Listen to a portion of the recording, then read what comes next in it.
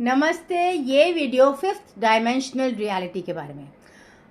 आपको सबको पता है कि हम 5D की तरफ जा रहे हैं, एज ऑफ एक्वेरियस की तरफ, और इसमें हम उड़ते हैं, तैरते नहीं हैं, उड़ते हैं, क्रॉल नहीं करते हैं, उड़ते हैं। Age of Aquarius, age of the bird. So अब तक हम एज ऑफ पाइसीज में थे 20,000 साल से, एंड एज ऑफ पाइसीज में आप तैरते हो, अंडर वाटर डाल जाते हो, तो अंडरवर्ल्ड बहुत पावरफुल था, क्रॉलिंग बहुत पावरफुल था, रेंगना, फ्रॉक्स की तरह जंप करना, फिश की तरह, प्रोस्टिट्यूशन बहुत पॉपुलर था बिकॉज फिश की तरह पानी में तैरना।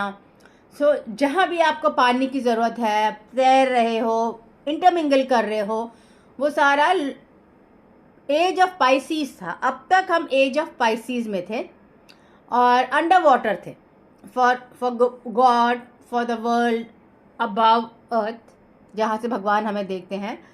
हम लोग फिशेस की तरह थे, हमारे बॉडीज थे, हमें मालूम है हमारे बॉडीज थे, मगर भगवान को हमारा सोल फिश की तरह दिखता है।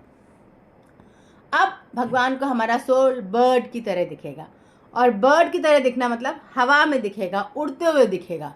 तो जो लोग एज ऑफ एक्वेरियस की तरफ जा पाएंगे वो रोना बंद करेंगे, focus on negativity, focus on tears बहुत कम हो जाएगा, और focus on positivity, focus on hope, flying बहुत ज़्यादा हो जाएगा। तो metaphorically flying is hope, flying is optimism. So आपका फोकस शिफ्ट होना चाहिए फ्लाइंग की तरफ, ऑप्टिमिज्म की तरफ, और कम होना चाहिए टीयर्स की तरफ या अंधेरे की तरफ। फोकस कम होना चाहिए। तो as a result getting up late is a sign of age of Aquarius. अगर आप बच्चे अगर लेट उठना चाहते हैं तो उन्हें लेट उठने दें, क्योंकि एज ऑफ एक्वेरियस में आप सनलाइट में उठते हैं। सनलाइट स्ट्रांग होनी चाहिए जब आप उठ रहे हैं। एज ऑफ पाइसीस में आप अंधेरे में उठते हैं, पर एज ऑफ एक्वेरियस में अगर आप अंधेरे में उठेंगे तो आप डिप्रेस्ड रहेंगे। आप टेस्ट करके देख सकते हैं। टाइम बदल गया है, पुराने वैल्यूज अभी चेंज होने चाहिए। आप मेरी बुक्स पढ़ के देखिए, भगवान कृष्ण ने लिखा है एज अ चैनल, मैं एज अ चैनल, भगवान कृष्ण ने लिखा है, और पूरी गीता रिपीट कर दी है प्रेजेंट कॉन्टेक्स्ट में।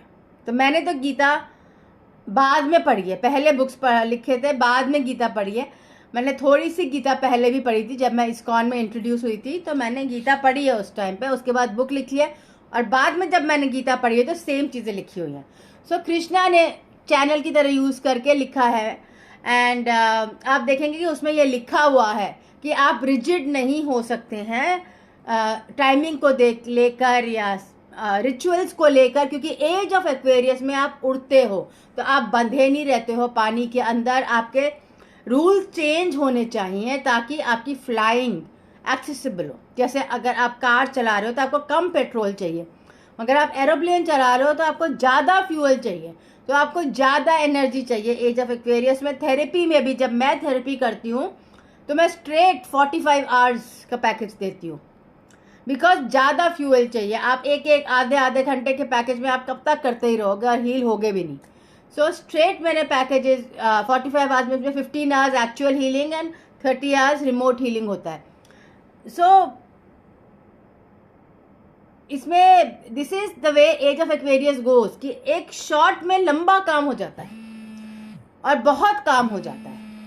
सो थिंकिंग चेंज होनी चाहिए। लेट उठना एक्सेप्ट करना होता है। आप रियलाइज करेंगे बच्चे लेट सो रहे हैं तो उनको लेट उठने दीजिए, उनको पंख लेने दीजिए, तभी वो सक्सेसफुल होंगे। एज ऑफ एक्वेरियस में आप पुराने तरीके से जल्दी उठेंगे और ज़बरदस्ती करेंगे, फोर्स करेंगे, तो आप बीमार पड़ेंगे और डिप्रेस्ड रहेंगे। Thank you.